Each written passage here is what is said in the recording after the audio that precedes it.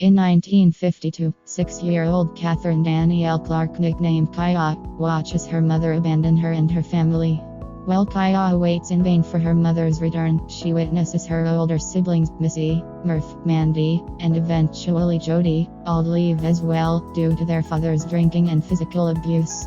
After she is left alone with her father, he temporarily stops drinking and teaches her to fish and gives her his knapsack to hold her collections of shells and feathers. Unable to read or write, Kaya relies on painting with her mother's old watercolors the birds or shores where she found the items. One day Kaya finds a letter in the mailbox. She recognizes it as having been sent from her mother, and she leaves it on the table for her father to find. When he reads the letter, he becomes infuriated and burns the letter as well as most of her mother's wardrobe and canvases. He returns to drinking and takes long, frequent trips away to gamble. Eventually, he does not return at all, and Kaya assumes he is dead, making him the last of the family to leave her alone in the marsh.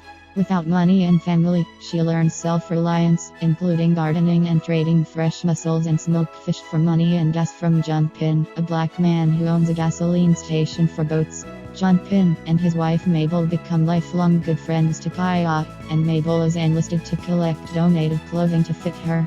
As Kaya grows up, she faces prejudice from the townspeople of Barkley Cove, North Carolina, who nicknamed her the Marsh Girl.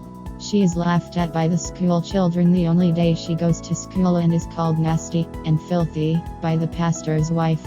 However, she becomes friendly with Tate Walker, an old friend of Jody's who sometimes fishes in the marsh. When Kaya gets lost one day, Tate leaves her home in his boat. Years later, he leaves her feathers from rare birds, then teaches her how to read and write. The two form a romantic, yet platonic, relationship until Tate leaves for college at the University of North Carolina at Chapel Hill. He realizes Kaya cannot live in his more civilized world because of how wild and independent she is, and leaves her without saying goodbye.